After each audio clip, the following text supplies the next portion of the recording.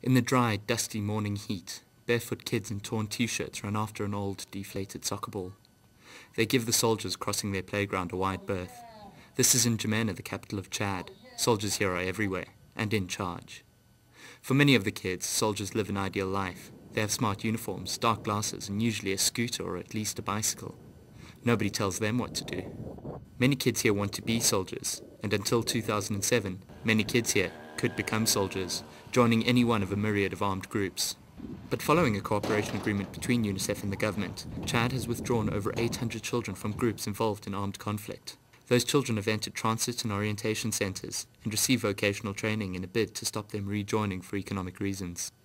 At this UNICEF-supported transit and orientation centre for demobilised child soldiers in downtown N'Djamena, young boys deal with their experiences of war through art. Images of guns and fighting dominate. It's all they know. I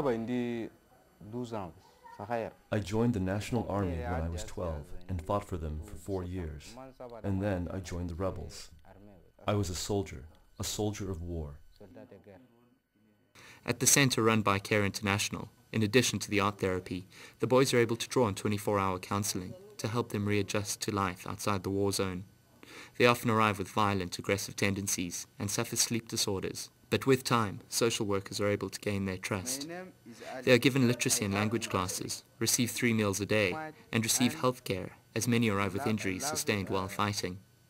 The surrounding community is also involved in the centre's activities and is an important part of the reintegration process. UNICEF's Advocate for children affected by war, Ismael Beah, himself a former child soldier in Sierra Leone's civil war, visited the centre.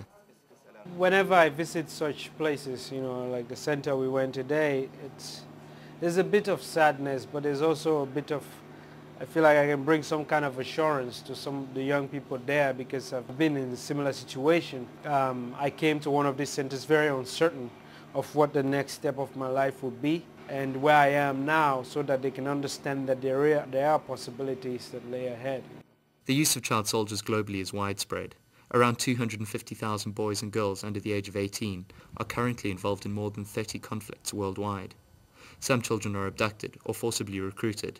Others are driven to join by poverty, abuse, discrimination or revenge. In Central Africa, thousands of children have been recruited by rebels and government forces in conflicts across Chad, Sudan and the Central African Republic. Demobilizing child soldiers is one thing, but ensuring they don't return to fighting for economic reasons is something else. Ismael visited a workshop where demobilized and rehabilitated child soldiers learned to become mechanics. Throughout N'Djamena, workshops, tailors and even hotels are taking such boys under their wing, giving them a salary, independence and a better chance at a normal life. Back at the centre, images of war eventually give way to images of hope.